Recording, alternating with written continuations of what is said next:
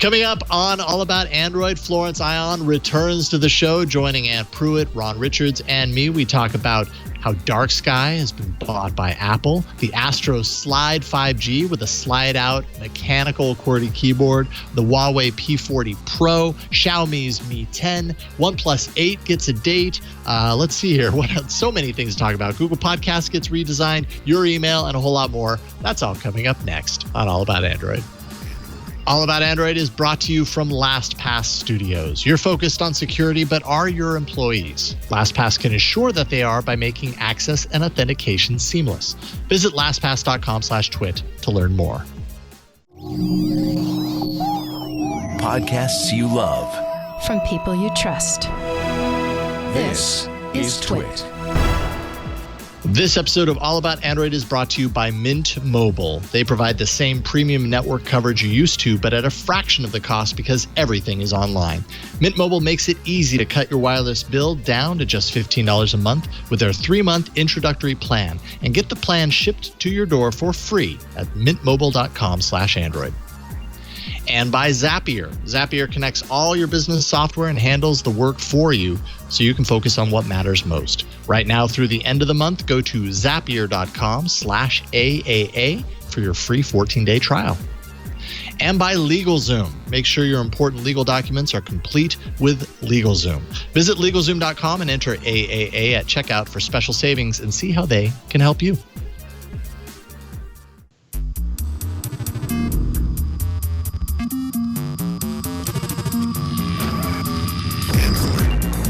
Hello and welcome to All About Android, episode 466, recorded on Tuesday, March 31st, 2020, your weekly source for latest news, hardware, and apps for the Android faithful. I'm Jason Howell. Oh, say that again, Ron. And I'm Ron Richards on There mute. we go. With a little bit of a face palm. I like it. But who else is here? And I'm Florence Ion. Welcome back, Flo. And one more person? I'm Aunt Pruitt. All right, we did it. Somehow or another, we got there in the end. Yeah, I was so diligent. I was like, I'm going to mute myself while Jason's doing the top of the show. That way, no noises will come through. And I didn't click unmute. I apologize. I got so worked up by welcoming the flow back. I just got so excited. I didn't know what buttons to press. Yeah, Ron, you were saying that we don't have anything like special planned for Flo. That was it. That was our there it was. Return back to the show. Flo, it's great to see you again. Welcome back. I'm so happy to be back. Definitely. I'm so happy to do this because, with everything that's been going on, I really missed you guys, and it's kind of lonely over here for a multitude of reasons. And so this is just a great excuse now. Now you guys have to hang out with me every Tuesday. That's right. So you have to stop ignoring my WhatsApp messages now because I'm It's a joy. It's a joy. What messages? What? Ignore. Never. It's great to have you back, Flo. And it's nice to be able to return to, at least if nothing is normal right now, at least having you back on the show is an extra sliver of normalcy for the show, right? Yes. And even if our set is different. I have a little folder on my home screen of apps that I have been testing during this time. So awesome. You've been stockpiling. Well, all I can do is like hoarding? Baby phone. So it's like, that's the dance that we got going on now. Well, and sometimes the beauty is that like when you have a baby, the phone comes in handy too, because you got the baby and you're doing the baby thing and you have another hand free. Careful though, because then they get to be 16 months and all they want is the phone. Yeah. Which is what I'm dealing with times 2. So yeah. And by the way, especially in this world of video calls and connecting with family that way, and all they want to do is touch it and grab it, and well, I've got news for you, Ron. That never goes away. Great. Awesome. It just evolves over time into other ways. And it's great to have you back on, Ant. Thank you for hopping on this evening with us as well. My pleasure, sir. My pleasure. We have a lot of Android stuff to talk about. We are your Android Escape. That's Android, all about Android, starting with the news. We know there's nothing more that you want in your little hands than more Android news. Right, Ron? Victor, were you also on mute? Maybe. Okay, fine. I deserve it.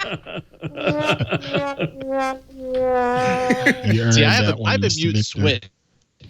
For when I need it, I've got a mute switch, which means that like my foot comes off, I'm unmuted. I don't know if that makes anything better, but yeah, it sounded like you were buffering, but I see what you were doing there. Pretty fancy, sir.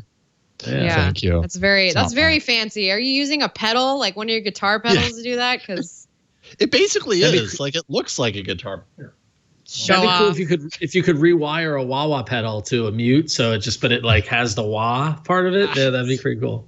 It's like tied up. Yeah, it's totally like a guitar pedal, but mute switch. You know, you can do some fun things with that. Flo, we had to start you off with the top news because I from what I understand, you have thoughts on this top story. Well, I wrote you and I was like, please let me rant about this today. This is terrible. The first thing that happens to me when I come back to All About Android is one of my absolute favorite apps that not only I rely on, but my family relies on. You come after me, you come after my family, you come after me. And this is what's happening right now. Yeah. And you all know I'm all about family right now, like really intensely. She's a new woman right here. I wonder why. Yeah. Apple has acquired Dark Sky. And I found out on Twitter this morning from Kevin Toffel's Twitter account. And I was so upset I had to wake my husband up because he stays up last night with the baby, and I had to wake him up and complain about this because it was just awful. Well, why is Apple acquiring Dark Sky a bad thing? I mean, it's not a bad thing for Dark Sky. It's a bad thing for me. How come? Because the Android and Wear OS apps will stop working July 1st, which will be here before you know it. Victor, cue sad trombone. Yeah, sad trombone, and then by then, I mean. Yeah, that works. Thank Sad you. trumpet also works, yeah. That was a trumpet? I don't know. Anyway. Higher than a trombone. So... It's a new show, Flo, that you come back to, by the way. Things have changed a lot since you've been gone. The remote version of this show is mayhem, so get used to it. Yeah, and I have a new goal of pressing every single one of these buttons, so... by the end of the show. Great. I was like trying to be super professional, but I'm also like, I have to get back into it because I've kind of lost my ability to talk without just saying mommy and daddy every other word. So, you know, okay. Goo Goo Gaga, back to, so those who paid for an active subscription, which I have been a subscriber for a couple of years of Dark Sky, it was like $3 a year. They will receive a refund, which in these hard times, I'm looking forward to getting that $3 back. Because let me tell you, I want to buy some avocados with it. Third-party apps that rely on the Dark Sky API. So we're talking about apps like Carrot, which I have brought to the Android App Arena in the past. They have until the end of 2021 before it's shut off. So if you really want to hold on to the Dark Sky API until then, you can. I am not going to be doing that. I'm already I need to work on breaking up with Dark Sky. I need to find a new widget. I need to find a new weather service. I will tell you, based on my anecdotal experience, that the weather apps that are unlocked by the Play Pass are not a replacement for what Dark Sky offered me. I don't know if it's like the simplicity of the Dark Sky UI, the straightforwardness of the Dark Sky notifications, or just the modern look of the widget. But I'm like really bummed by this news because it just reminds me of sometimes why it's a bummer to be an Android user, just for the simple fact that your favorite app gets bought up and then it's gone. Hang on, Flo. As much as I love Flo coming in hot and ranting and basically equating a Apple acquisition to an attack on your family, this is not indicative of being an Android user. All right, yes, because when Dropbox bought Inbox and what was it called? Inbox. What was it called? Was it called Inbox? No, what was that app called? No. That great mail app that everybody loved, and then Dropbox killed it. Yes. Oh, I forgot, but yes. Right. You know the one I'm talking about, right? Yes. Yeah, it wasn't inbox. At least I don't think it was. No, Yeah, Google killed inbox. Google Mailbox. That's what it was called. So it was just called Mailbox. There we go. Okay. Yeah. When they killed it, that it was an equal opportunity killing. It happened on all platforms, right? This is just, if Google had bought Dark Sky, they probably wouldn't have killed the iOS app, but there's a chance that the iOS app could have been killed. Yes, this sucks, but this is an acquisition woe. I don't think this is an Android woe, although it does suck for you and it sucks for all the users on the Android side. Yes. I mean, I'm looking for any personal support, personal thing to take on right now, like just anything. So I'm going to just take this on for a little bit. But I do agree with you. It is an acquisition woe. What's probably going to happen is going to get rolled into the the native iOS weather. I don't know. Is iOS still using Yahoo as its plugin? Oh, wow.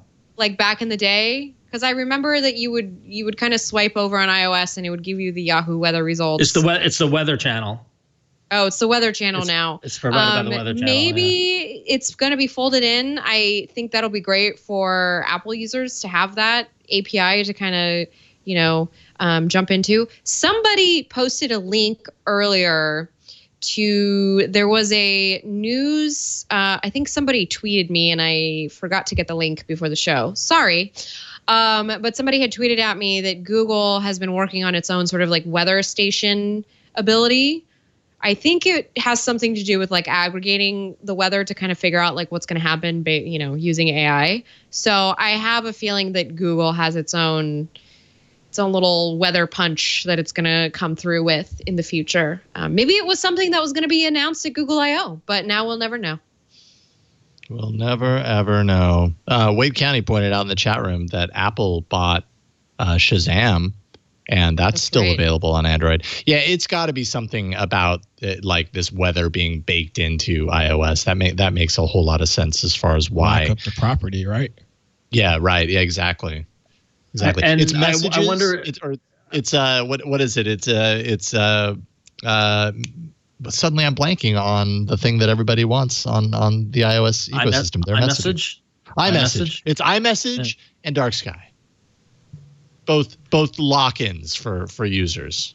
Now that said, I understand Flo's appreciation for this app, but I do not think a weather app is worth this much consternation over unless and admittedly I am not a Dark Sky user, so maybe I'm missing the boat on something. I have not had here. a lot of excitement except for a baby crying to have her diaper changed and to be fed. It's fair. So I'm looking for anything to kind of hold on to right now, but it's true that I'll probably be over this in a day.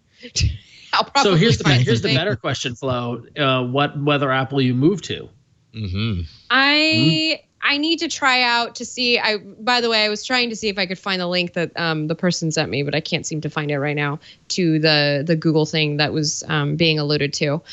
I don't know yet. I'm testing actually a couple weather apps on a phone that I'm testing that I get through the Play Pass. Because again, I'm trying to use the Play Pass, trying to figure out if I can make complete use of the subscription that I'm paying for there. So that's where I'm going to start. And if I find something worthy, I'll let you know. Maybe I'll bring it to the arena. I've got an idea for a weather app. I got one. Oh yeah, what's yours, Ant?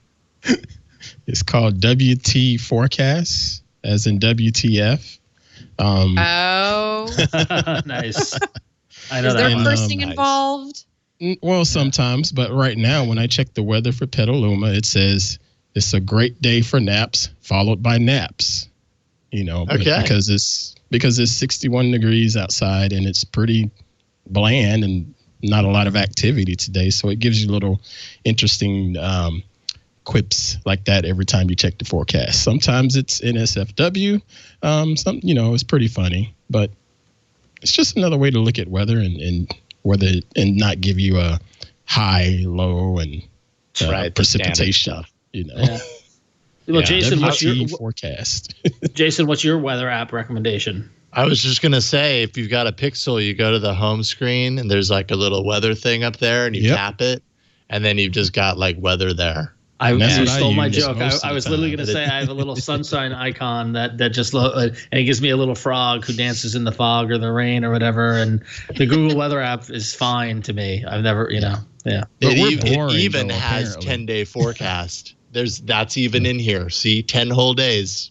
Yep. I'm just saying. Wow. By the way, speaking of weather and Google and 10-day forecasts, and I might have mentioned this on the show before, and I apologize if I'm repeating myself, but if you're ever bored, ask your Google Home or your Google Assistant on voice to give you the 10-day forecast, because it is the most convoluted mishmash minute and a half of your life you'll ever listen to, because for whatever reason, the way they explain it is they go, well, today through Tuesday, weather will be in the 60s, but then Wednesday through Friday will be, and it's like trying to do it in a narrative style, and it does not work, and it's hysterical. So, but you got to give that AI a little bit of a nod for trying, though, because it's not totally robotic, right? Yeah, true.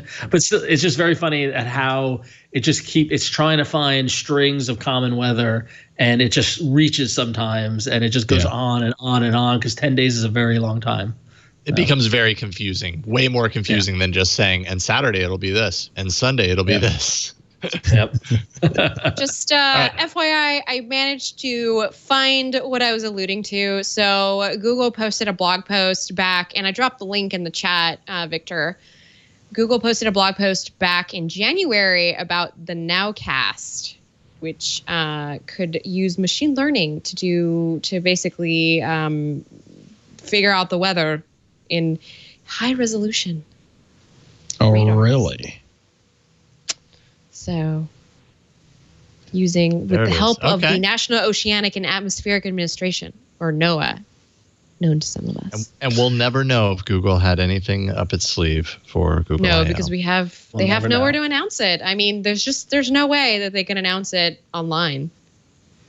No, there's no possible way they could do like a blog post or announce it that way. Definitely not. The only way they were going to do it is if it was on stage at the shoreline. There's nothing else happening this year. If you can't get the photo op, then what's the point? You know? Exactly. Totally. Yeah. Technology in a nutshell. You can't invite Getty Images to take images for the image library.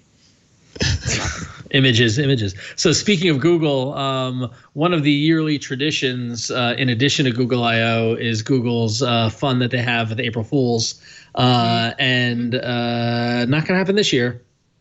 Business Insider got a hold of a Google internal email that basically confirmed that Google is bypassing April Fools this year.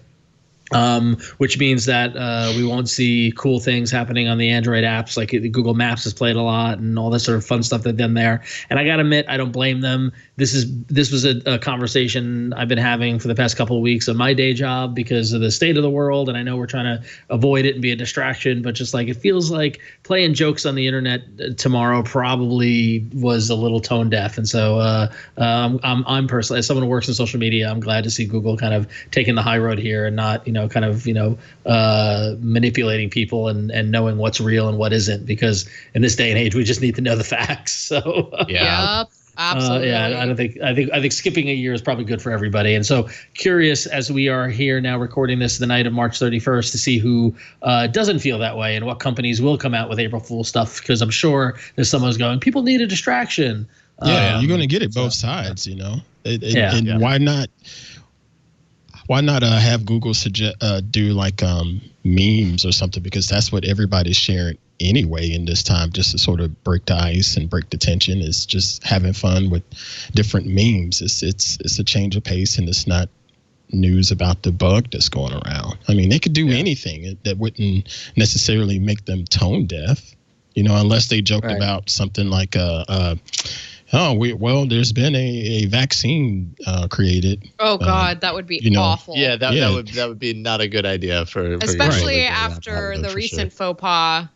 I mean, I wish that they would continue with it because they have enough reach to spread some good cheer and a good change of pace on this here internet that we love, and get some of the dark clouds out from over us for half a minute or so, Maybe it's a logistical issue. Maybe the person who's working on the April Fool's joke doesn't have really Google doesn't have any childcare, And we all have to take care of our own children now because there's no school. We are 2 stories into the show, and I'm wondering if Flo's mentions of family is we're gonna need a counter, right? Sorry, guys, this is all I do. Look, it's her life right now. Yeah, it's all consuming. I feel you. Yeah, it'll be interesting to see tomorrow who goes the direction of no, it's insensitive to make light of whatever it is they think is insensitive versus no, people want a distraction, people want to laugh. And you're going to have both. But apparently Google's not going with the joke thing. Yeah, my prediction is that people who decide to go with it are going to get a lot of criticism tomorrow. That's my prediction. So we'll see if I'm right. Because people just like to complain. I was going to say criticism is pretty hot right now. So yeah. Listen, the internet's built on one thing: criticism. Yeah. Bricks and also criticism. pipes. That's true. All right, Ann, you got the next one. Yes. All right, so we got some rumor news. Well, actually, it's not really rumors. According to the folks at Android Police, LG is dropping their work on the G series line of phones that they've been doing over the last couple of years, and they're just going to stick with the V series line.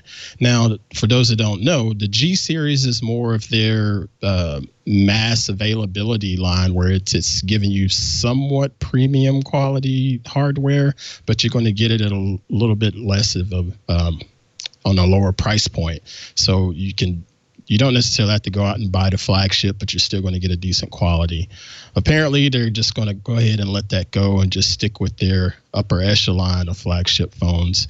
LG did give a statement to the folks at Android Police later on, reading, for 8 generations, the LG G series has introduced bleeding edge technology to consumers around the world, from super wide angle cameras, which everybody just loves so much, to flexible displays and high fidelity audio, quad DAC and 1440p displays. The G series has consistently been at the forefront of smartphone innovation since 2012. We look forward to sharing more details soon. Do we get a little funeral music, Victor, or what? I don't know. Where's Taps? Maybe where's Taps? Yeah, maybe Taps music. Okay, we can do some Taps right now. It's fine. Yep. I don't know if it's officially dead, but that's what they say. I was going to say, what about some resurrection music? I mean, we got Easter coming soon, and when our Lord and Savior died, he rose again. So, wait a minute. Did you just equate LG to... Wow. To our Lord and Savior, Jesus Christ. Yes, I just did. Oh, man. Yeah, she's been gone for a while now. I've been at home. I've just been with a baby and my husband, and he's the only one who's been taking my jokes. So now you guys are getting it. He's a saint. I think this is fascinating considering the state of the economy right now. When you look at this, is this more of a move of, it's going to cost us, less money to just drop that line and focus more on the flagship? But then it begs the question of, just how many of those flagship units are they pushing to say, it's worth us doing this and just putting more focus on those flagships. Personally, I have no desire to buy an LG phone because of the user interface. And our guest last week, Mr. Andrew, right? He went in and talked about the user interface just being as wonky as it is, having that nice hardware, but if the usability stinks, it can be a pretty frustrating experience. But, and I really want to get your hands on this phone because I want you to test the photography abilities and the video abilities of this phone, because it is like the V series specifically. Yeah. Because they're very impressive. And also, I mean, if you talk to Juan Bagnell at Some Gadget Guy, he will tell you about the audio abilities of this particular line. This is like, they just put everything into this phone. This is the creme de la creme. This is the Cadbury egg that hasn't been sitting on the shelf all year. This is the new batch of Cadbury eggs. So now you make me want Cadbury eggs. know, Right. right? Yeah, I've been thinking about them too. That's why. But that's what they always do with the V series, right? I mean, like, isn't that what they kind of pack as much as they can in there? The G series to me was and by no means that I ever use an LG phone. I don't like it, whatever. But the G series is the one that was modular, that like had the wacky stuff, right? Like it was, like they said, it was an innovative line, and they tried stuff that failed more often than it worked.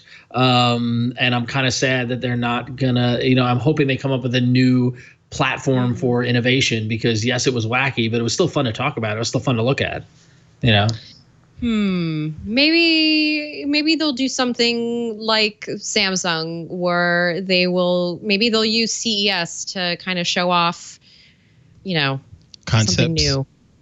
Yeah. Yeah, Hopefully, exactly. we'll see. Concepts. Sorry, I got distracted because I accidentally my smart Saw a display Cadbury thought egg. I said OKG. You should ask it the 10-day forecast. We're not doing that. I'm actually going to mute it to make sure that doesn't happen. Yeah, 30 minutes later. If you look at it like from the chipset standpoint, running more so of those 700 series versus the 800, it's again, that's a big cost difference. But people that aren't power users probably don't notice that much of a difference in the performance, and the battery may be just a touch better. So again, it makes me say, well, why are they dropping this? I mean, are they just selling that many flagship phones? I don't know. I mean, is it a desperation move to kind of cut their losses to do? God, was it Samsung that? No, it wasn't Samsung. What was the company that stopped? Maybe it was HTC. Maybe it's an HTC move to say like, yeah, we've just got to focus. We're only doing this particular OnePlus category. did that. I thought OnePlus did that. Yeah, OnePlus is what I'm thinking of. They're more along the lines of keeping it at that value price point kind of thing, but still giving you some performance that you can live with at that they were price going to point. they were going to do a flagship and then an affordable phone, and then they said, bleh, forget it. And that affordable phone is really good too. Mm-hmm. Yeah, the X. Yeah. Yes. We're going to talk about more about that actually a little bit later as well. I will say someone in the chat room did mention, someone said, Cousin of Josh said, I remember when LG was rivaling Samsung in actual market share. And I was like, oh yeah, I remember that. And I just did a quick search, and in 2017, LG reached as high as 20% of the smartphone market share in the US. So that was with the V20. So LG had a foothold that has been trending down, so maybe this is a reaction to that. Yeah. Okay. And I think it was with affordable phones, because I mean, LG, those are the phones that you will see at like Metro PCS and at like like they'll offer them along with like the Samsung what is it, J series? Mm-hmm. Yeah, that's right. There's so many phones on the market that I need to like get back into my brain. Good luck. Hang out in some carrier stores. Right now, it's 24 hours. Right now, it's probably a really great time to hang out inside of some carrier stores, or avoid a carrier store. Right, Jason? Yeah. Yes. Like our next. That's true. You don't even need a carrier store. Great segue, Ron. Let's take a break. Thank the sponsor, and then we'll get into some hardware news. Although we've kind of already been talking a little bit about hardware, but apparently we've got a lot this week. But if you want to avoid the carrier stores, it's the perfect way to do it, especially right now. You don't want to go into a carrier store, right? You can do it all online with our sponsor, Mint Mobile. And we're happy to have Mint Mobile as the sponsor of All About Android. If you've looked at your wireless bill lately, you're probably paying too much. You may have noticed that. Maybe you haven't. Maybe you've just been paying what you've been paying. You haven't paid much attention to it. Well, it's 2020. Network coverage is better than ever, no matter where you're getting your internet from, no matter who your wireless provider is. It's just good all around. So why pay more for the same service? Well, that's where Mint Mobile comes in. They can cut your bill down to $15 a month for the same premium coverage that you're already getting. I know what you're thinking. This is too good to be true. But really, these guys, they know what they're doing. I've been using Mint Mobile for months now, ported my number over from Fi over to Mint Mobile. I haven't noticed a difference, and that's pretty awesome, I have to say. The bill is so much less than what I was paying on a regular basis with Fi. And service-wise, I don't even notice a difference. Your old wireless bill pays for expensive retail stores, like we were talking, and overhead. That's why Mint Mobile reimagined how you buy wireless and made it all online. So they're passing the savings directly to you. Every plan comes with unlimited nationwide talk and text, plus fast 4G LTE. You can use your own phone with any Mint Mobile plan and keep your same phone number along with all of your existing contacts. That's what I did. I ported my number over. If you're not 100% satisfied, Mint Mobile has you covered with their 7-day money-back guarantee. So to get your new wireless plan for just $15 a month with their 3-month introductory plan and get the plan shipped to your door for free, that's right, you don't need to leave your house. You don't need to go anywhere to get this. They'll ship it to you. Just go to mintmobile.com/Android. That's mintmobile.com/Android. It really is a game changer. You can cut your wireless bill to $15 a month with their 3-month introductory plan at mintmobile.com/Android. Check it out. We thank Mint Mobile for their support of All About Android. All righty. We've got some interesting stuff coming up right now in hardware.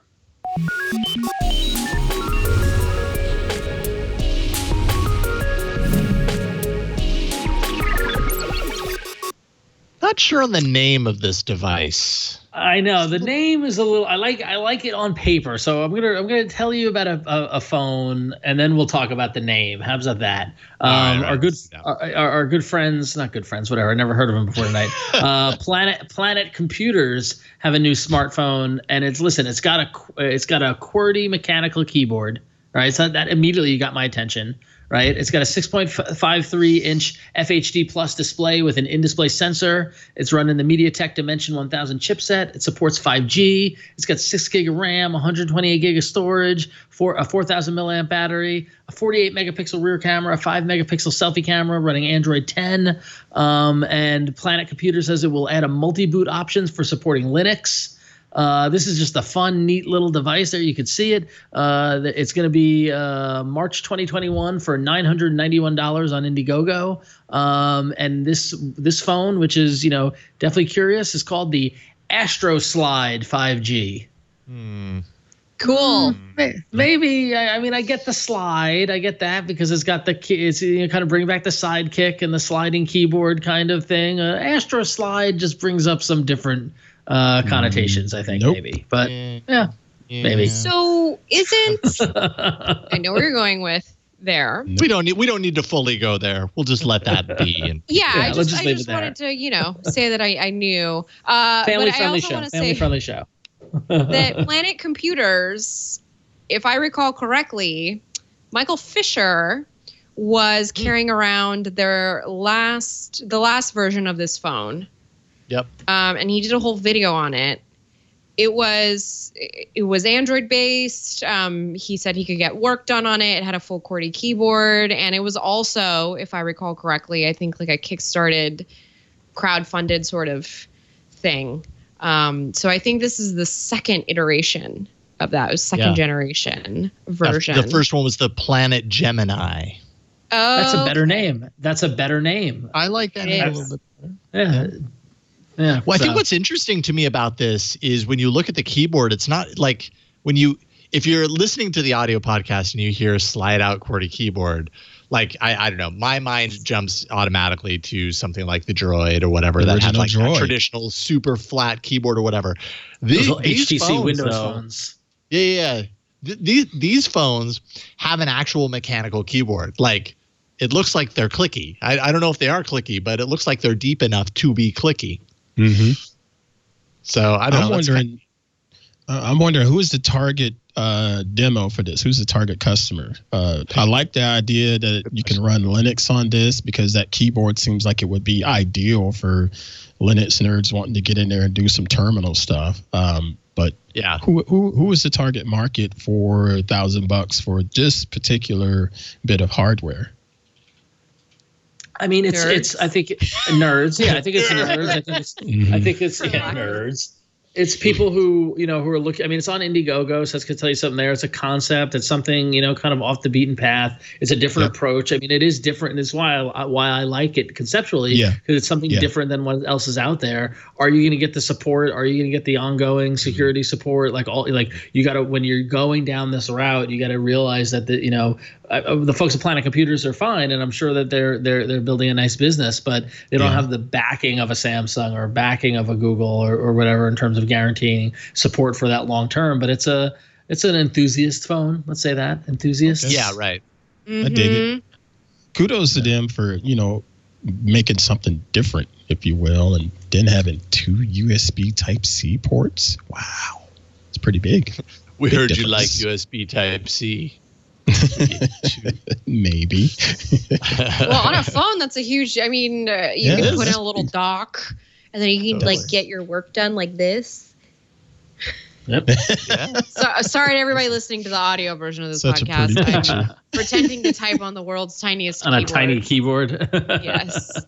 Yeah, I think what's also interesting to me is the keyboard is the full landscape, dimension of the phone with these keys that look like keys straight off of like I said, a mechanical keyboard, but yet you're still punching it with your thumbs. So it's this interesting kind of like cross germination of old school keyboard with new school typing approach, with just your thumbs. I don't know. I would love to play around with this phone. I don't think I got the chance to see the original one. I know we had Michael Fisher on at the time of his review because I remember him talking about it on the show, but I haven't seen one of these in person. Would Never seen it. Yeah, I've never seen it in person. That's the real kicker there. Yeah, it's neat. It's neat. We'll see what happens. Cool. Indiegogo is still going strong, and you can get on there. Actually, I just looked at it. You can get the device less than the $900 some odd. I think they still have amounts of it, 83 left at the 542 price, so 40% off. So if that sounds like your cup of tea, sounds like pretty you're sure someone on XDA will have it, right? Yeah, I'm sure. Oh, definitely. I would love to play with this. I would love physical. I loved my physical keyboard 10 years ago. Yeah. Oh. All right, Ant, you have the next one. All right. So Huawei, the company that I love that I can never seem to get my hands on any of their devices here in the U.S., they've announced some more flagship devices, their P40 series, starting with the P40, the P40 Pro, and the P40 Pro Plus. The biggest differentiation between these three devices, it all starts with the camera array, but you're going to be getting these pretty large phones at 6.1 inch to 6.58 inches OLED displays from 60 to 90 hertz, the Kirin 990 chip that they're so proud of. And when you want to talk about the cameras, the P40 has a triple array versus the P40 Pro and the Pro Plus having a quad and 5 camera array, ranging from 50 megapixels on the main camera and 40 megapixels to the ultra wide and 12 megapixel telephoto. Man, they're packing a whole lot of features into these phones. And again, it's quite impressive with what Huawei continues to do with their hardware. But they're just trying to do their best to lure you away from the folks at Google and not have you running Google Play. That's great if you're over there and can get your hands on the phone. But over here in the U.S., I don't know about that. Not so much. No, not so much. The pricing is going to start at about 800 euros up to about 1,400 euros. You have to do the math to figure that out in dollars. Yeah, again, Huawei is a company that creates really great hardware. And right now, in particular, they're put in a position where they're really great hardware and there's software that they're really trying to go toe-to-toe with, the likes of Google, especially now that they can't have Google apps and services on the phone.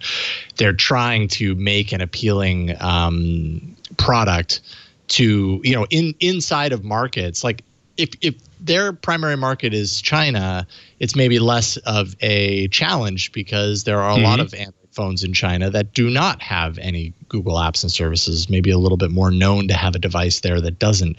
But when you're marketing to all of Europe, like that's a big, again, it just goes back to that standard kind of big mountain to climb for anyone to say like, well, wait a minute, what about my favorite apps and services? They're not on there. At the same time, Huawei makes really like beautiful devices, and I'm sure their software is great, but does it compete? I don't know. Sorry, they still have the best folding phone, in my opinion, from a hardware standpoint. That thing is just outstanding. Apparently now, Scooter X posted in the chat, now Huawei is hoping to get Google Apps in the Huawei store. Like maybe that's a way around it. I don't know how that's going to work out. I mean, so what loophole are they jumping through? Maybe, yeah, right. They're trying to anyways. They're getting stuck in the loop, though. And they can't move. That's a developer pun, folks. Developer pun. So, all right, Flo, you got the next one.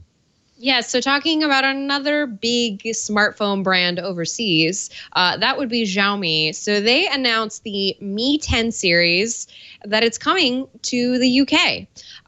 It will be available in standard Pro and Lite variants. It will include a 6.67-inch Full HD AMOLED display at 90 hertz refresh rate.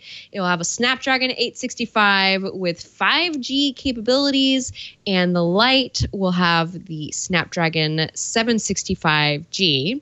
It will have 8 gigs of RAM, 128 or 256 gigs of storage, and between 4,500 to 4,780 milliamp battery, depending on the model that you get, as well as differing quad camera systems. So the Mi 10 will have a 108 megapixel main, 13 megapixel ultra wide, 2 megapixel macro, 2 megapixel depth, while the Mi 10 Pro will have a 108 megapixel main, a 20 megapixel ultra wide, a 12 megapixel 2x optical telephoto, and an 8 megapixel 10x hybrid telephoto. Woof, that was a mouthful. Yes. And I say it that way because when you just think about how many cameras have been packed into this thing, like, wow, that's a lot. The company is shifting slowly into the premium market, and these are its most expensive phones to date. The Mi 10 starts at 3,999 yuan or $575. Mi 10 Pro is 4,999 yuan, which is $715. This is USD. Compared to the Mi 9 in 2019, which went for 2,999 yuan, which was $450. Much cheaper in comparison, or much more affordable in comparison, I should say.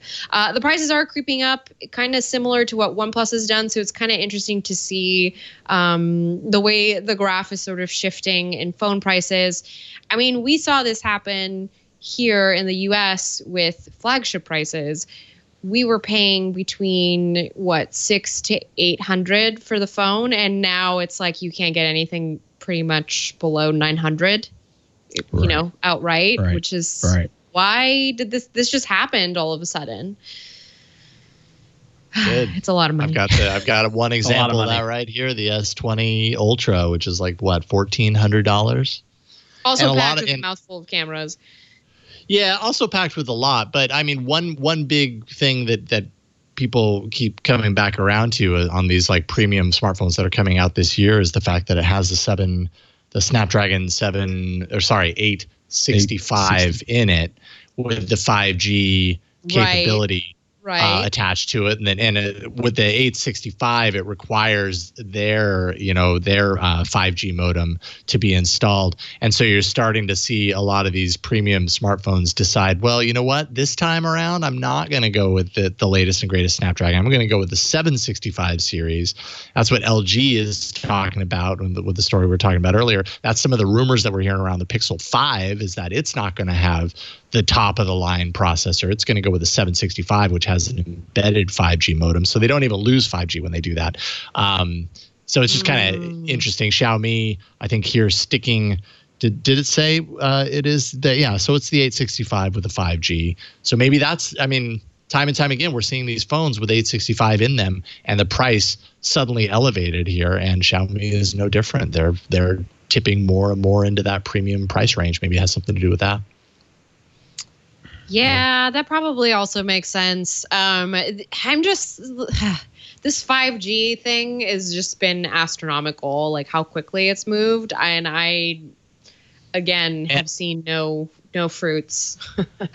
How quickly it's moved and how slow it's moved, all at the same time. Yeah, exactly. It's like, hey, everything's 5G now, and also you're going to be paying for it. So here you go. Here's you're paying for something that you don't necessarily, Yep. I remember going from the 3G to the 4G LTE band years ago and thinking, I'm not going to see much of a difference. And I didn't see much of a speed difference until 4G was taken away from me for whatever reason, went somewhere that didn't have that coverage. Right. I'm wondering if it's going to be that way with this new spectrum out there. And I mean, is it that much of a difference in speed that we'll see on our devices? And will people even care? Yeah, it's a good question. I think no matter what, like in my experience with technology, when it comes to faster speeds, you get used to it whether you realize you are or not. And then like you say, suddenly you revert for whatever reason, and you just realize that your firmware has updated. That's now the normal, and anything less than that is just painful. But when do we get there with 5G? Again, it comes back around to the fact that there's multiple flavors of 5G. Some 5G requires line of sight, and you're not going to have that all the time, and so then it reverts to a slower speed. All these little variables, which make it more of a spectrum, no pun intended. But yeah, I mean, once we realize the benefit of that, and I don't know how that applies to everybody. Is it downloading music or movies, or what is the thing that makes us go, oh shoot, I need 5G for that now? And I still don't know that we have that answer. There is Go ahead, Miss Flo. My understanding is that 5G is just going to help us more with helping the traffic on the network. So making it so that, that very emotional Verizon commercial where they use our first responders in California during the fires, and how 5G is going to help them.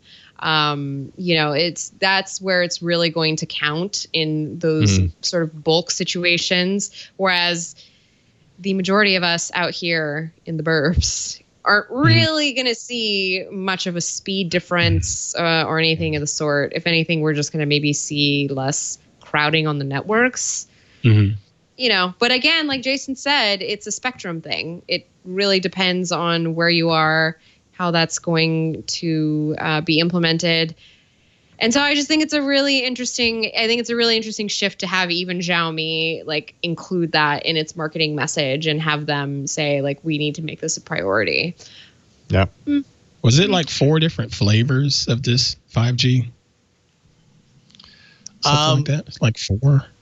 I mean, I'm aware of low band, mid band, and the upper band.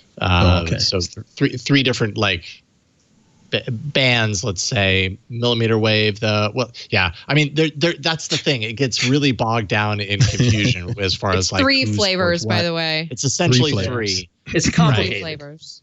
Yes. 3 flavors. So it's Neapolitan. It's multiple vanilla, different chocolate. types of technology and delivery. It's the Neapolitan 5G. Yes. 5G is basically great. Neapolitan ice cream. Yeah. Yes. And I always only eat the chocolate part, and I leave the vanilla and the strawberry for everybody else. It's Neapolitan. I love it. Well, this is along the same lines. We've been talking about this company on a couple of stories now. OnePlus, you know them, you've heard of them. Well, apparently they have a new device coming out soon. This is about the time of year where they usually release their next number iteration, and this time around it would be the OnePlus 8, the OnePlus 8 Pro. They've tweeted about an event coming up April 14th. They're going to have an online event, and they say lead with speed. Either that or it says lead with speed, but I think it means lead with speed. 5G. Yeah, right. So what does that mean? In a deep dive on the OnePlus forums, OnePlus said lead with speed refers to a number of things. A new 120 hertz display. This is up from 90 hertz for their last generation of phones. Snapdragon 865 with speed improvements on the processor, as well as, of course, the 5G support that we were just talking about a few minutes ago. LPDDR5 RAM, which boosts the bandwidth considerably, and UFS 3.0 storage, along with something they call Turbo Write and Host Performance Booster. And I don't have any comment on that last part, but so there you go. It's going to be a much faster phone, which is kind of what you hope for a next generation device coming out under the OnePlus moniker. And we're going to find out more about that very soon. Also, other leaks point to a new mid-range option for OnePlus. We were talking earlier in the show about the OnePlus X. That was 2015, kind of like their mid-range offering that they never really followed up on. Now it's going to supposedly happen again, this time as known as the OnePlus Z. So we'll see. We'll see. We'll see about that. What's that? What happened to Nobody why? got my joke. Is that what happened to why? We got it, Flo. I just got that. We're going to call that a mom joke. Well, leaning in here. I'm leaning in. There it is. No, you make a good point, though, Flo. How come Y always gets left out of these parties? There's never a phone that's Why? the Why? Samsung Galaxy Y. That's probably why, actually. Why? Why do we'll be I like want the Marketing Who? firms know Who? better than us. Okay. Yes. They have their reasons. Excited for excited. OnePlus? Yeah, Always. always, man. Always. They're doing a good job with showing how it can be done with varying price points and giving you some insanely nice hardware. I hope they hook you up like they did the last go around when they announced the new phone, where you can get your hands on it pretty early. Yeah. Yeah, we'll Yeah, find out. I think they're super smart to just say, like, hey, April 14th, we're doing it online. I mean, they have already been doing this stuff mostly online anyway. Mm-hmm. Like, from what I understand, from what I remember, they would have like a smaller in-person event, mostly for press and, the people that you need to invite to that sort of thing. And I think it's great that they're just like, we're going ahead with it. We're going to do it. I mean, also, this stuff gets planned way ahead of time. So even with everything going on, this was going to happen as it is. Totally. And so, Well, they probably saw what happened at Mobile World Congress getting canceled, and then they had 2 months to figure out what their strategy is. And contingency, right? And I think this is the way. I think this is the way to go. And I love my OnePlus 7, but like I want to see what they got for the 8. I'll give it a test drive. I think that's great. So I think doing it online makes sense, and keep them business moving forward. I mean, despite what's going on in the world, people still need phones, right? And I would love to upgrade my OnePlus. That's very true. In fact, I would say this is the time that we're using phones the most. Our phones and computers the most, because it's really all that we have. The only way we have to connect with each other. And I'm just glad that I have this to look forward to. I mean, come on. Why we've been talking about distractions. This is the kind of distraction I could use. Is a good old-fashioned phone event. Yes, indeed. Although it won't be in VR like it was a couple of years ago. You remember when they did that? They had their and they sent out the VR headsets to everybody, and it was Yep. It was a lot. You always got to give OnePlus credit for trying. They're always trying different things. Yeah, at least they tried, Yes, exactly. All right, let's take a break, thank the sponsor, and then we'll get into some app stories that we have lined up. This episode of All About Android is brought to you by Zapier. Growing a business is hard. You don't want to be wasting hours every single day moving data from emails to spreadsheets to wherever it happens to go, CRM, all across those different hit points. Shouldn't it just happen? You already know the places that this data needs to go, so you should be able to link them. You really should be able to do that. Well, I've got news for you. You can. Zapier allows you to do just that. Zapier has over 2,000 apps. It's the easiest way to automate your work so you can focus on what matters most. You connect all your business software to do a number of things. It frees you up to focus on the things that matter most to you. You can engage your leads instantly through these apps. So things happen automatically, and bam, your leads are generated. Automatically import new customers, notify your team about opportunities. Basically, you use your imagination. You can come up with a really great system, and it's easy to put together. Zapier is also more customizable. They support multi-step zaps, so the possibilities are virtually endless. Different services. This one connects to that, which connects to that. you can kind of see how the complexity builds, but it's easy to maintain and so powerful. If you're interested in taking your automation further, Zapier has actually created paths, which lets you set rules, creating new routes. So if A happens in your first app, then do this. But if B happens, do something entirely different, and so on. So you can create as many rules as you like. So you can get super creative. Build the solution you need in minutes. No more wasting your time on tasks that you know could be automated, because frankly, that's exactly what Zapier was built to do. So you can just go to zapier.com/AAA. While you're there, you can connect the apps that you use the most. You just look through the list and be like, oh yeah, I use that. Put them all into the Zapier system under your account, and then you let Zapier take it from there. And best of all, it's easy to build the exact solution you need in minutes without writing code or even asking a developer for help. You can join more than 4.5 million people who are saving an average of 40 hours per month by using Zapier. We use it at Twitt, of course. I have a Zap that's more of like a personal Zap that takes the stuff that I put into Evernote.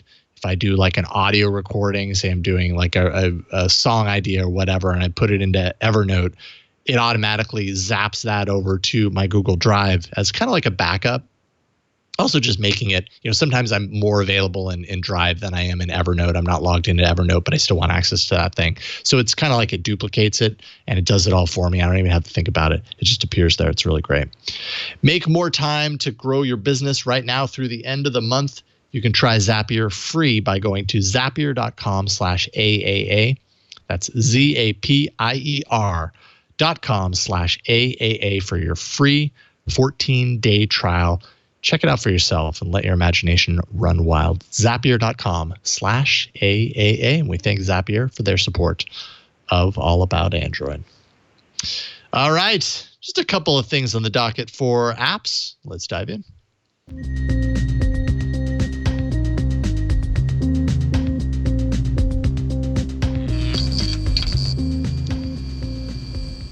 Oh, yeah. I was looking through my little media folder that I made on my home screen, and I remembered that just the other day I removed Google Podcasts from it. Wow. I know. It's still installed on my phone. Thank you. There it is. It's still installed on my phone for scientific reasons. But I mean, there's okay. There's still you demoted a long it. You way demoted it from the front. Yeah, you demoted it from the front. That's significant. I did. It's still on your phones. It's still on your phone. It's just not on the front, and that's the big step. And so Google redesigned the Google Podcast app. So while we were on break, I went in there to kind of refamiliarize myself with it. And I don't know, guys. The new UI is supposed to focus on discovery. It's newly organized with a tab for home, explore, and activities. Those are at the bottom, kind of the new navigation standard for Android apps.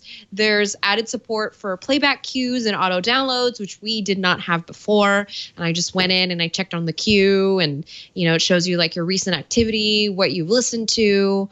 They also relaunched this for iOS users, so there's going to be a nice synergy across platforms. And also, last week's Tech News Weekly had Google Podcast founder Zach Renaud-Widin on to talk about the redesign. So there are a lot of like positive things to garner from this, but I'm still, the reason I wanted to kind of start off with a wah sort of introduction is because even with the new UI, which looks so much nicer than what we had before, that discovery engine is just, it's still offering me the same stuff that I'm not interested in. And that's the key for me there. So the promise of the algorithm versus the delta of the results. Right. Exactly. Right? Yeah, that's a great way to put it on. I think we've talked a lot about Google Podcasts, and I forgot that you had that guy on Jason on Tech News Weekly. I need to go back and listen to that because we've talked for years about the potential of Google could harness podcasts and what they could do with them and all this sort of stuff. And it seems like every other year they move it an inch forward, and there's only a little bit of progress made here and there. But it's not the Valhalla that we all hoped Google getting in the podcast game would be. It's one of those things where you would assume Google would know you, Flo. I mean, it's Google. They would be able to do a better recommendation to you because of all of the other ways that you're plugged into its services. I mean, exactly. So bizarre. You go into my feed and it's like 90 Day Fiance, Android news, followed by celebrity news, followed by world news, followed by tech news. I mean, I'm pretty transparent. Like, all you have to do is just deliver. You already do the YouTube thing so well and the feed. The podcast thing is kind of on the same wavelength. I don't steer too far. Instead, it's still telling me to listen to Joe Rogan, which I'm just no. It did offer for me to listen to the Tiger King podcast that predated the Netflix special that's out right now, but that's just because everybody has been talking about Tiger King. That has nothing to do with me specifically. So we got a lot of work to still do on that algorithm. So that's true. That's for sure. That's an understatement. I like the fact that they're responding to all of the bad reviews because people are complaining about the UI change. I never will understand that. If the UI is going to change, you're going to have to get used to the UI changing. That's even down to the OS level. Android hasn't always been the way that it's been, but you get used to it. But it looks like they're responding in the comments with their reasoning behind the UI. Yeah, that's I have cool. a feeling the transparency. Yeah. But I have a feeling that the Venn diagram for people who leave bad reviews for games is the same people that leave bad reviews in the Play Store. Yeah, that's fair. That's good analysis there, Flo. I mean, good for Google trying to make an effort, though. So I support that. And we all know that Google, the one thing that they've really got going for them is design. So. That's true. It's true. You're not being facetious there, right? Wait, did that sound like? No, I was being 100%. You're not being sarcastic. No, I was not being sarcastic. I'm very design is a very important thing to Google. So they do a lot of. Some of our favorite people are in design at Google, right? Exactly. And that's why I also know that I know how committed these people are to design. Yep. So. Exactly. Well, Google is trying to do some good in the world too. And in the app side of things, if you look over at, of course, the good folks over at XDA doing an APK teardown, looked at the Google Play Movies app, and it seems as if that app is due to receive an update that is going to roll out free movies with ads. So there are strings in that APK teardown that reveal this new feature, and it looks to be hundreds of movies, just a few ads. Which on one hand, ad-supported content is a great way. There's so many movies out there and all that sort of stuff, and nothing. It does grind me a little to have to pay $3.99 or $4.99 to rent a movie or whatever it is. And this becomes this value proposition for you as to whether or not watching a couple of ads is worth your time in order to watch the movie. If you don't want to pay for a subscription service like Netflix or Amazon Prime or whatnot, it's just another option. The question will be, are the ads intrusive? What I don't want to see happen is 45 minutes into a movie, it stops it and rolls a mid-roll ad. Nope, like that. It cannot interrupt the content. Probably Let's hope not. But what if it was running? What if they did what if they on TV, the network TV, where the little lower third pops up promoting something? Like, is that enough? The side kind of grows to the side, and you got a thing on it. I doubt they're going to do that. Now that's the thing, though. It seems crazy to us, but if you watch broadcast TV, they do it all the time on that content. Yeah, and it's a pain to me anyway. True, but you're not paying for it, and you still watch it. Yeah, I don't watch a lot of live television except during football season. So that's they're the worst, though. And then they're the worst of that. lower thirds pop up, it pops up right over the top of a critical statistic I was reading. Or Eat Doritos. And it pisses me off. But yeah, I don't know if they could do it that way in this service. I'd rather it just be a pre-roll, get it out the system, and let you enjoy your content after that. Similar to how you watch movie trailers when you go to the theater after paying $15 for a ticket. Yeah. I actually. Oh, Is that what you're talking about, Ron? Victor, there's no need. There's no need. I actually don't mind the movie theater.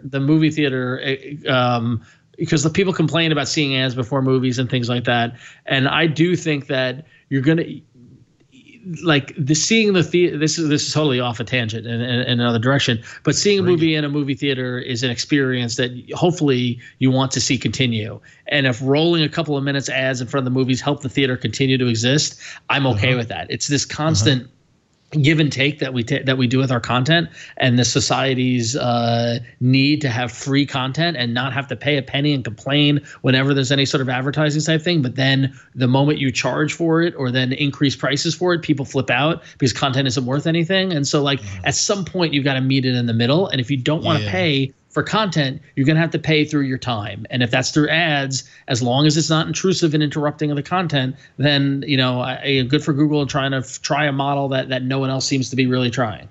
So, yeah, I feel you on that. I think this is a response to a lot of the free with ads content that's coming too. Like Pluto TV is really, really blown up, especially since Viacom threw them a bunch of money and they've got so much more content added to the roster. And the fact is that you can just go on there and you get all this free on-demand content, and all you have to do is stick through ads that you can't forward through.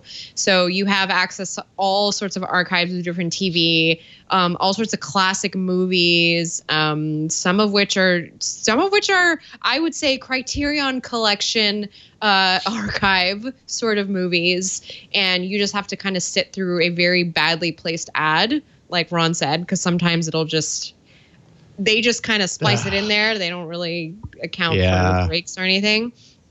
But I think that when Ron was reading this news, I was kind of like going, yeah, because I'm one of those people that I turn my subscriptions off and on. The only one that I keep forever is YouTube TV. Because I'm not always watching them. And so for this, it's kind of like, well, if there's nothing on YouTube TV, what's on Pluto? It'd be kind of nice to kind of pop into the Play Store and see what is free-ish in there. So. Yeah, I will say from my perspective, I don't mind an ad that plays in the middle of content because I feel like it's just kind of part of the ad, experience within a movie. Like, of course, as a movie purist, I hate ads in the middle of my movie and breaking it up. But I don't mind it if it's done. If it has to happen, I don't mind it if it's done appropriately. If it actually picks the end of a scene and a good scene, does it gracefully. But that never happens. But that will never happen because we're 45 minutes into this movie, and by God, whatever's happening right now, here's an ad. Yeah, nobody's taking the time to put in the markers in the right places. And if you ask me, what they need to do is they just need to roll a couple ads as a pre-roll, and that's the price you pay. And they need to figure out how that works, or figure out some sort of display while you're watching that doesn't obstruct, that is like that lower third or to the side or something like that. I think that is really interesting. And who knows what they're going to figure out. So we'll see. I mean, but I do think this is an interesting move, and I subscribe. I'm like a Flo. I'm the opposite of you, and that I've got the laundry list of subscription services. And I prefer not to see any ads, but I'm happy to pay for the content for that trade off. So we'll see. We'll see what Google does. Stay tuned. Stay tuned for what Google does. All right. Michael sent an email, AAA@twit.tv, about Google Drive file structure. I was pretty unaware of this, so I thought it was an interesting email. We could talk about it. Michael says, I can't make any sense from this article. And by the way, Michael linked to an Engadget article, which I didn't think was very good. So in the show notes, I have the Android Police article that I found, which I think is better, Michael. So definitely read that. But it says, I can't make any sense from this article, and hoping you all can shed some light on this change. I hope Google does not change anything too drastic, as I have built my family's document storage over the last several years using Google Drive. I love it and use the folder method of document organization extensively. So what is he talking about here? Well, Google is making a change to how, I guess, files and folders are shared within Google Drive. And apparently this is a change that a lot of people have been asking for. From my understanding, this is how the old way is. Someone shares a Google Doc with you. You add it to your drive. When you do that, it's detached from the original, so that each of you has your own instance of this doc. Any changes made aren't kind of combined. I think that's what I'm reading here. Although I know that, sometimes we share docs and everybody's in the same doc. But I think the difference here is, like, when you're copying it to your own drive, totally could be misunderstanding it. If anyone on here or through email understands this better than I do, let me know. Apparently the new way is going to go a shortcuts based approach, or an aliases based approach, kind of similar to how it's done on the Mac, where a file stays in its original place, but when you copy over or kind of essentially place a shortcut, it links to the original file, but you can put that shortcut in any folder or any location that you want. It kind of looks like the same file, but it's still going to take you to the original to edit. I read like 5 different articles on this, trying to understand, because I've just never thought of this before. Maybe I'm just like so used to how Drive does it that it's hard it was already to doing outside of it. I thought it was already doing this to a certain degree as well, but reading these articles leads me to believe that it's not. And a lot of people are happy about this change, and I still don't know that I fully understand it. But yeah, any of you had? I need to test it. Yeah, I haven't run into this yet either. But I also I use Drive so often and so smoothly that I don't know if I would notice a change or it didn't get in my way, I guess is the way I can say it. I just added a doc someone shared with me to my Drive like this morning. So yeah, I haven't seen it yet. I'm going to keep an eye out for it for sure, because I use Drive every day. Mr. Howell, is there differentiation between regular Google and G Suite, perhaps? No, I think this is the same across both. From what I understand, it's going to affect all Drive users when it goes into effect. And how will it affect Chrome OS? I'm also curious about. Oh, that's a good question. Yeah, I don't know the answer to that. I didn't. Nobody uses Chrome OS. So no, just me and Jason. And all the kids in school. I have a Chromebook right over there at 2 arms reach, Mr. Richards. I'm all just the jealous. kids in school is also. I'm jealous.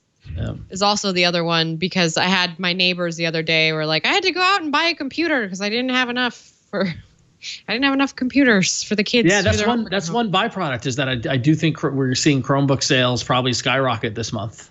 Out of sheer necessity. Yeah. Yep. Totally.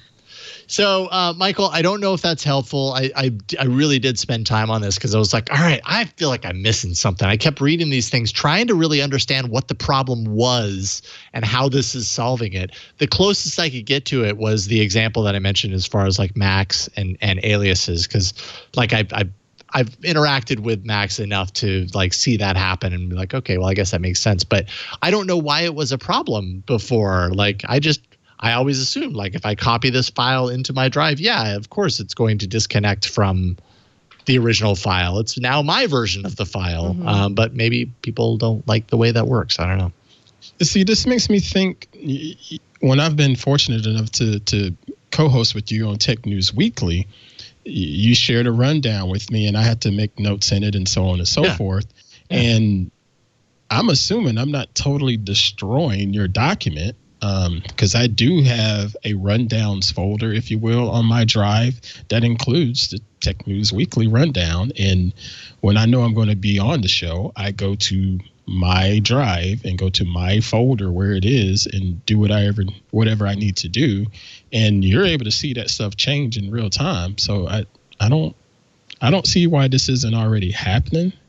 And hasn't for years. I don't know. Maybe it has more to do Like I'm looking, they even have an example like shared with me, shared drives, and like I'm trying to see if maybe it has something more to do with an actual file as opposed to a document. But no, even they're using it as the document as the example. So I will say I'm probably as confused on this as Michael is, and I would love anyone who's watching or listening to let us know what your understanding is, or maybe you fall in the camp that's like, thank you, Google, you're finally doing this. Email me and explain to me why you are thankful of it, because apparently a lot of people are. AAA@twit.tv, and we'll read it next week on the show.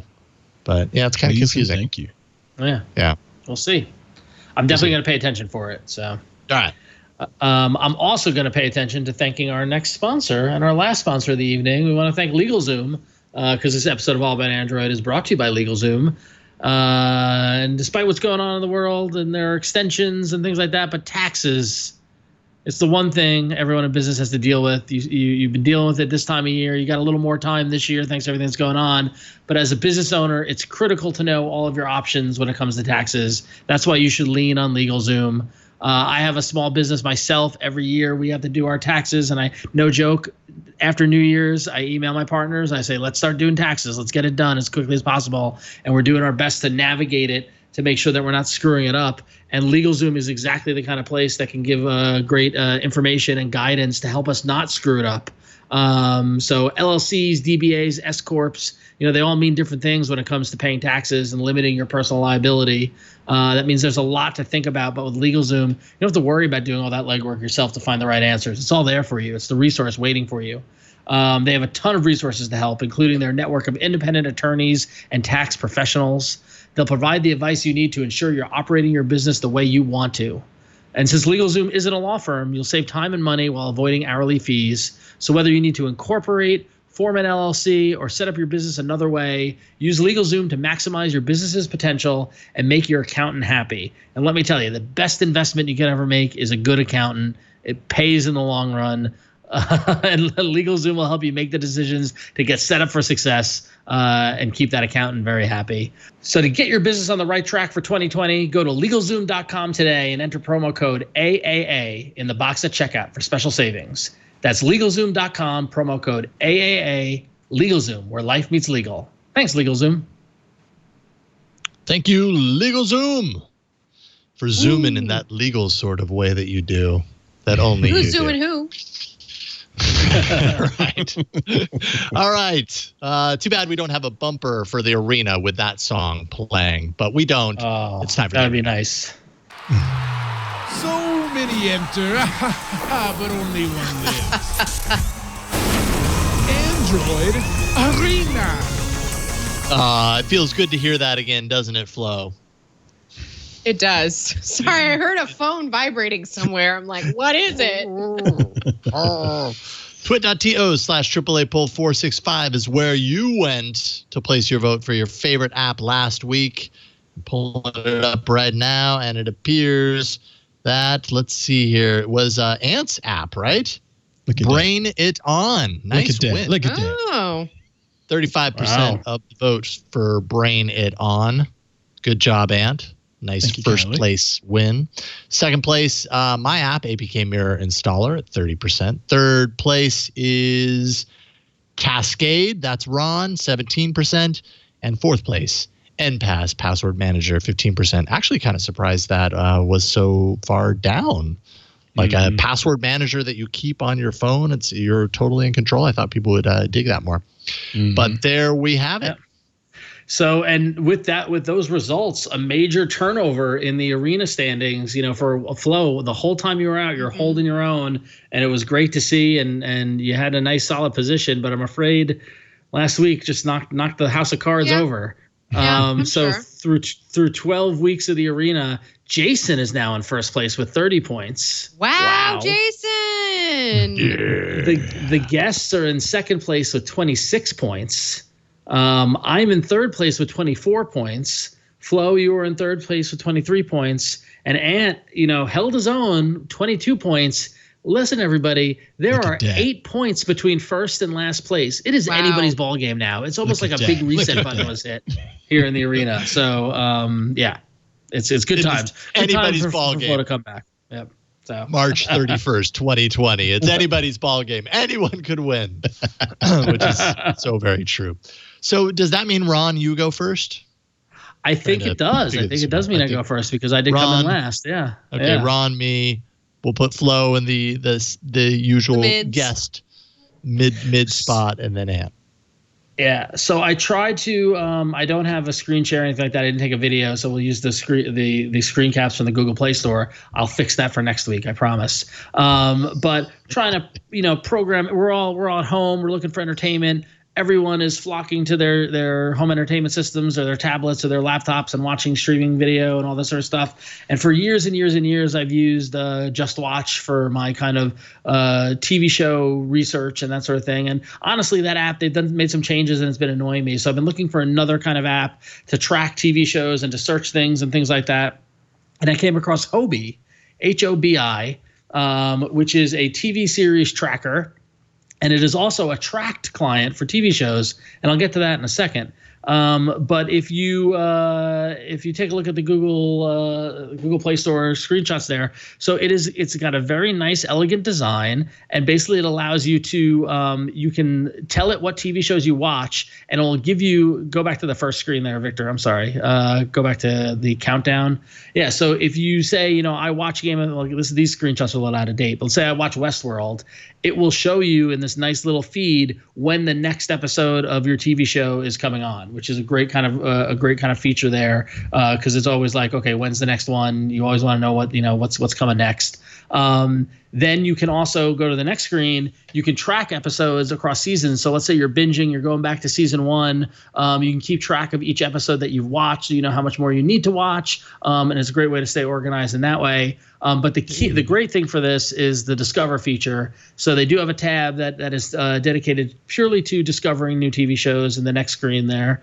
And from here, you can search for shows. You can see what's trending, what other people are watching, what shows are coming back. Because how often do you watch season 1 of something and then months go by? And when is season 2 coming around? This will bubble up returning content for you. And then the last thing is that it is a client for Tracked, which I don't know how many of you are aware of or use Tracked. I don't know, Jason, Flo, Ann, are you familiar with this service? Oh, yeah, totally. Absolutely. I've not used Tracked. So Tracked is Tracked is a really cool way to automatically track what you're watching. If you remember Last FM and audio, they had the audio scrobbler, which would automatically send. Which automatically send. Tracked does the same thing, but for TV. So it's compatible, and that's a whole nother conversation. And there's no, it's kind of not really an Android conversation, but it's a platform that works with Plex, and it works with Netflix, and it works with VLC, whatever, Kodi, a whole bunch of different platforms, and it basically scrabbles what you're watching. And if you use Hobie in relation to Tracked, Hobie can become your client for Tracked on your phone. So automatically everything you watch is sent up to Hobie, keeps track of the episodes. It will make recommendations based on what you watched. It's a really nice, the Hobie app really kind of makes that Tracked experience complete. So it's really, really cool. There's a premium version of this app that will that when you use it, when you unlock it, and I just want to get to exactly how much it is. So it's $7.99 a year, or right now it's 50% off for a limited time. You can get a lifetime premium membership for $9.99. So for $10, you can have this app for your lifetime, and it gives you unlimited device support, removes ads, gives you advanced statistics and insights about all your TV stuff, custom notifications, and a ton of other great features. So, Hobie just really seems to be like the creme de la creme of both TV tracker as well as working with Tracked. So if you're looking to kind of level up your binge watching while you're home, your TV watching experience, Hobie, it looks like the way to go. I didn't even touch on all the statistics. They have a whole stats, insights engine that will tell you how many hours of TV you watched and how many total episodes and all this stuff for you number geeks that are into it. So Hobie, free in the Google Play Store, and limited time, 50% off, a lifetime premium unlock for $9.99. So there you go. Very cool. Love it. Well designed. Looks good. Like the Tracked integration. The Tracked, it's so funny because I meant to play with Tracked a while ago and got distracted because, I don't know, babies. But now that I'm home as much as I am, I'm going to see if I can get Tracked set up with my Plex instance and just start tracking my TV. I think that'd be pretty cool. So yeah, absolutely. Right on. Yeah. It's called Hobie TV Thanks. series tracker and tracked client. Good pick. All right. I will go next. Maybe you remember through the many games that I brought on this show over the years that I'm just kind of a fan of the classic old school arcade games. Missile Command was a big favorite of mine. Yes. If that ages me at all, for those of you watching and listening. And we have an official Missile Command game releasing for Android. It's called Missile Command Recharged, and it is by Atari Inc., or whoever Atari Inc. is run by now anyways, taking the IP and making something with it. And I have to say, it's actually a really great game. I put some gameplay footage in the doc, so it's there if you have it to play. I did record it on my device, so the audio that you're hearing is coming through the speaker because there's no way to record the audio directly. But it's really, the straight up game mechanics from Missile Command from back in the day, except obviously things have been updated. There's some like power-ups that fly across the screen, and if you get them, they do things like give you rapid fire capabilities, or they'll explode everything that happens to be on the screen at any given moment. You can see down at the bottom, well, but you can't really see it because the lower third is covering it, but you've got a lot more missile kind of I don't know what you call them, vessels or houses. I don't know what they are, but places that shoot missiles. Wow, suddenly I can't talk. Whatever those things are. So you've got a lot more targets down at the bottom. How's that? To protect. And I mean, things get really difficult really quickly, but you don't need a trackball to do it, right? Because now we're on a touch screen, so there's no need for a trackball anymore for this game. And I think they just kind of did a really great game. Really great job taking an old classic and kind of giving it a new spin. So it's called Missile Command Recharged. If you're a fan of old school games, this will be very familiar to you, the mechanics of this game, and it's worth checking out. You can find that in the Play Store. It's free. There is a $2.99 version that removes the ads from the experience. Actually, skip forward a little bit on this video. After I lose this round, there's an AR mode that I jump into, and it allows you to put a game cabinet into your room and then play the game that way. Look at that. Which is pretty silly, but still pretty neat. Like, I put a full-size Missile Command game console or game cabinet in my in our bedroom in the corner, and Sure, that play made the game that way. happy. that's awesome. Thankfully, when I close the app, the cabinet disappears, so she doesn't have to see it. Thankfully. Missile Command Recharged in the Play Store. A lot of fun. Nice.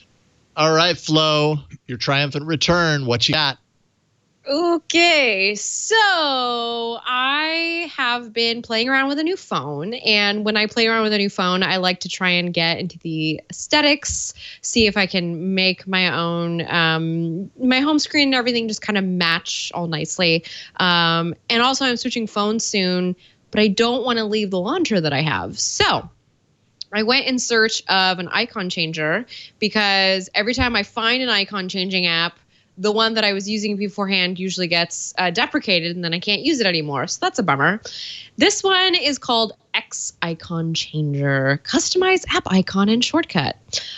So it works kind of how you would expect an icon changer to work, in the sense that since it's not a launcher, what it's doing is it's actually creating like a little widget for you when you're changing the icon. So, sorry, I'm trying to like follow along here on my phone. Wow, I'm a little rusty doing these. So welcome back. So what you do is you log in, you search for the app that you want, the app icon that you want to change, and then you can choose from your library. You can choose a photo. You can snap a photo. You can take a photo choose a photo from the gallery. And when you choose a photo from a gallery, it lets you go into different icon packs so that you can choose the individual icon. It also lets you, I don't actually know how to use this part, but you can apparently map it to a different app if you want to, that sort of thing. And then when it's done, when it's ready, it creates a little widget for you on the desktop, and then you can move it around the home screen wherever you would like for it to be.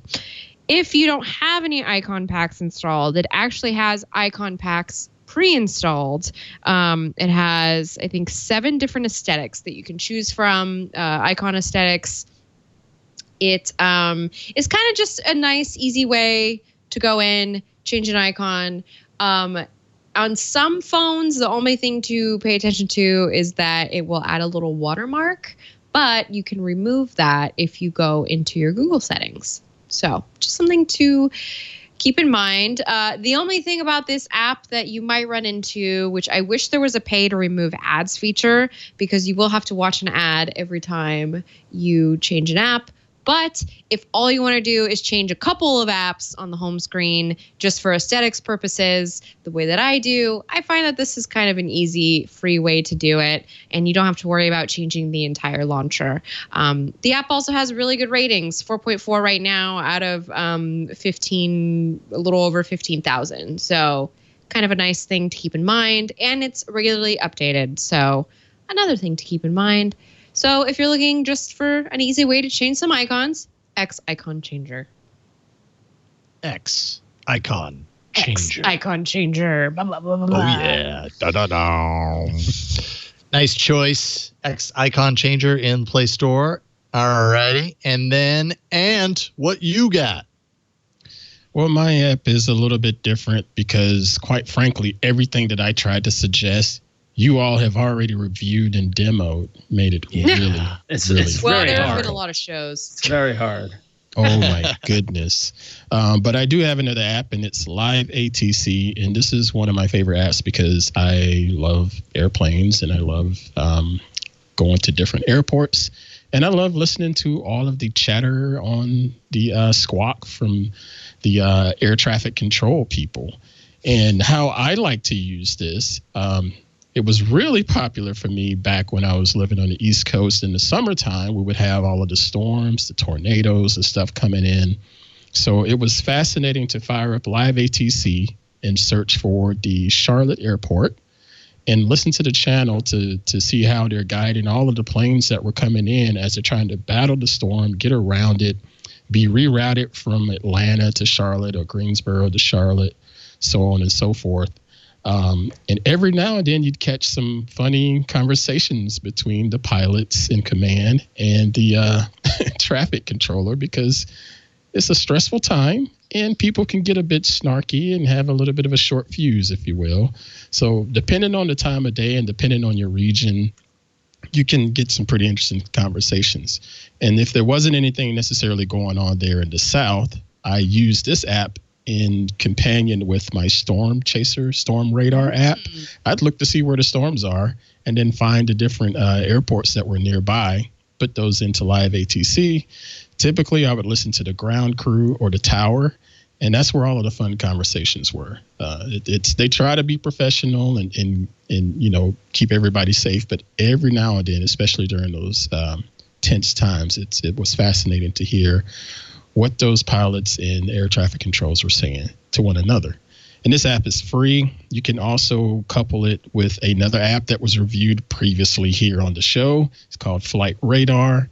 As they're calling the planes in, if you're near the airport like I was, you could see the planes coming over your head and pull up that app and just sort of follow them along while they're in conversation. It was pretty cool.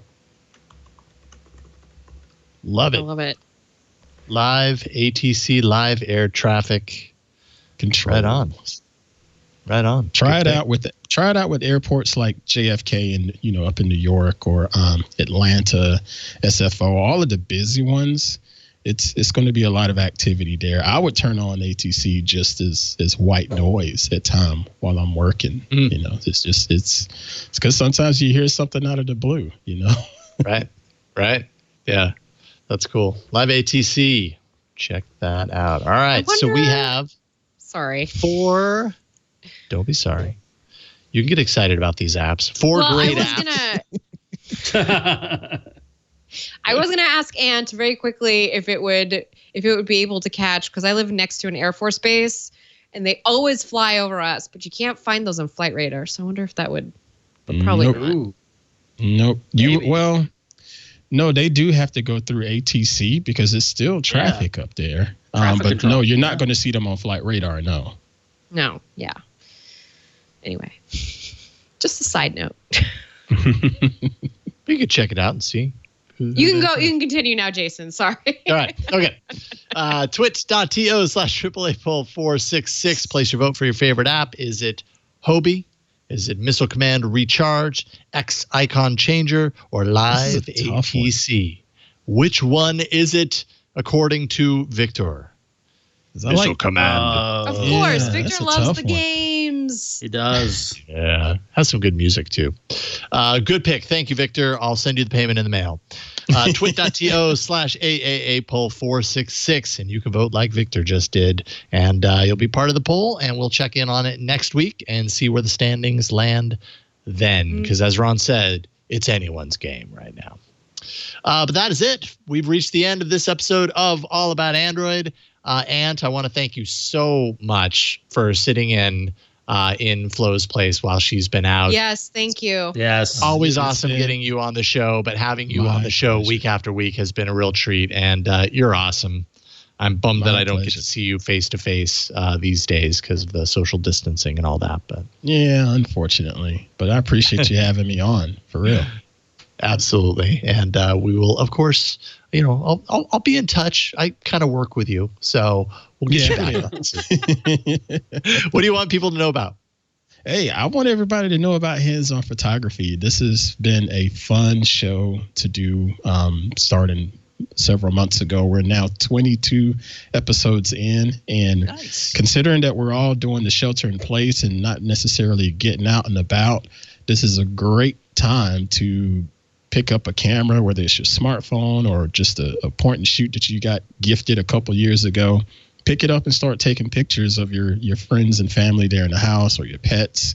And I did this show as a bit of a course, if you will, not masterclass or something, where anybody can jump in and start from the very first episode and go all the way through, because I layer each episode on top of each other where we sort of look back at what we learned previously, so you can just help increase your skill set and get a better understanding of that camera, get a better understanding of composition, and even get into doing some post-processing and a little bit of hacks that I do when I go and process portraits and things like that. So get over there to twit.tv/hop, hands-on photography. HOP, hands-on photography. Thank you, Ant. Everybody should definitely check it out. Information dense when you're talking about photo manipulation and processing and all that. Ant's your guy. He knows what he's talking about. Thank you again, Ant. Flo, so awesome getting you back on. Welcome back to the show. I'm so happy to be back. She's still glowing. I love it. Oh, thank you. I am wearing a lot of highlighter. I was gonna tell you all to go visit FlowFeed, FlorenceIon.com, because while I was on leave, in between the baby napping, I was working on the website a little bit. I did some content, did some new content stuff. I have a new logo. I wrote a little bit, and I'm reviving the Ask Flo column. So if you would like to ask me a question, get some tech help, you can do that at FlorenceIon.com. And of course, you will be seeing new episodes of Honestly Tech coming soon. So stay tuned for that. There's a lot on my list of to-dos to do. So thank you for your support. I appreciate it. A click over supports me, and I appreciate that. So thank you. That's right. Indeed. FlorenceIon.com. Good to have you back, Flo. And then Ron, what about you? Always good to see you. What you got going on? Always fun to be here. So you can follow me on Twitter and on Instagram at RonXO. But real quickly, those of you who follow and listen to the show along a lot know that I've worked many, many years in the comic book industry doing comic book stuff, podcasts. I'm working for comic book publishers and all that fun stuff. Comic book stores are getting hit really hard right now with businesses being closed. Comic book stores really aren't essential businesses. And so a lot of them are struggling. And I know a lot of businesses are struggling. But if you do like comic books, I strongly urge you to support your local comic book store. I put a link in there, Victor, over on the Marvel website at marvel.com. There's a list of stores. If you scroll down, there's a really cool Hulk illustration of Hulk reading comics at home. But there's also a list. Yeah, there it is. If you're stuck inside, might as well read some comics. But there's a whole list of organized by state and also some international, some country listing of local comic book stores and what they're doing at this time. A lot of them are doing curbside pickup or deliveries. Victor, if you scroll down more, you can see a lot of the listings there. So basically, if you have one in your neighborhood and you're looking to check out some new graphic novels, you can do curbside delivery. They'll ship it to you. You can just buy a gift certificate, and when this is all said and done, go to your local comic shop and spend that gift certificate money. So every little bit helps. And thanks everybody for listening for a second. So yeah, support local businesses.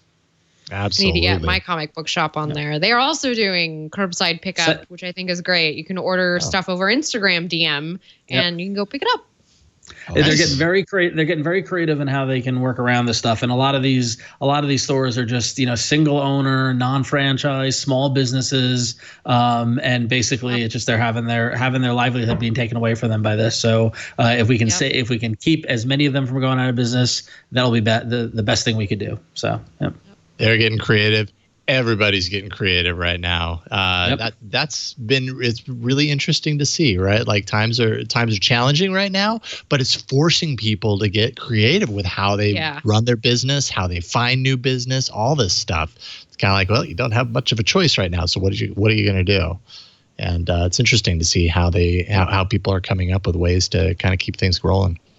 Yep. So that's a really good reminder. Thank you, Ron. Thank you, Victor, for going into the studio and pushing all the buttons and everything. We really appreciate it, man. No problem, man. Boy. I just had to, show off this shot because Burke put this. Yeah, Burke put this together really good and even changed the light color and everything. So that's awesome. Wait, so are you guys really distant from each? You're maintaining a lot of distance, right? Burke's in the other room. Okay. Yeah. So but that's standard operating procedure, right? You want to keep as far away from Burke as possible. Yeah. So yes, for sure. I closed the door and all that stuff. So yeah. Yeah. Anyone that's going into the studio, just to kind of address that, anyone that's going into the studio, we all have to keep, when we're there, we all have to keep at least 6 feet of distance between us.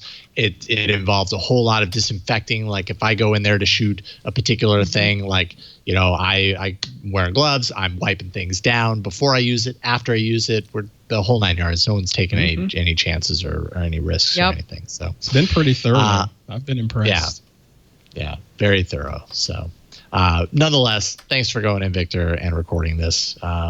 Regardless, you have to leave your home right now. We do appreciate that you do that. No problem. And talking about being creative, also trying to be creative with to-do lists like Flo for the kids while they're at home. Yeah. Whole lot of creativity going on at home right now. I'll tell you that much. As for me, twit.tv/TNW for Tech News Weekly. Like we talked about earlier, we had the interview with the Google Podcasts founder last Thursday. So check out that episode. Also, Hands on Android, twit.tv/HOA. Last week's episode was a deep dive on Android 11 Developer Preview 2. Coming up this week, I have the S20 Ultra in my possession, and I thought I'd do a video on how I set that up when I get a new S20, or when I got the new S20 and get a new Galaxy S series. What are the changes that you can make on your S series phone to make it even better out of the box? Because Samsung likes to throw in a bunch of extra stuff, let's just say. And some of it's good, some of it maybe not so good. So that's a video. I highly recommend people go back and watch your permissions episode. I highly recommend that. Oh, thank you, Ann. That was a good one. I do too. I've always said no one explains permissions better than Jason. Oh, have you always said that? Yeah, I've always said that. Way back to like 2008, I used to say that. It's true. So, yeah. Notable. It's true. Yeah, before we ever did a show on Android, you were saying that. It's true. Yeah. And finally, we found out a reason why. So that's it for this week. Thank you all for watching. Thank you all for listening, and thank you for subscribing and downloading. We realize your commute might be the time that you normally listen to this show. It's still really important to us that you're downloading, that you're subscribing. And you know what? Make time to listen to the shows that we're doing here at Twit, because it could be a nice slice of normalcy in an otherwise not normal situation. That's what we're trying to do at Twit. And we hope that you'll follow us along and continue to download our shows, because that keeps us rolling so that we can continue to bring you shows when all of this is over. So thank you for that. We publish the show every Tuesday evening, twit.tv/AAA. You can always send us an email at AAA@twit.tv. Send us a voicemail, 347-SHOW-AAA. That's really all there is to it. Just go there, subscribe, and we'll be happy to deliver you another episode next week of All About Android. We'll see you then. Take care, everybody. Be safe. Stay healthy. Bye, everybody.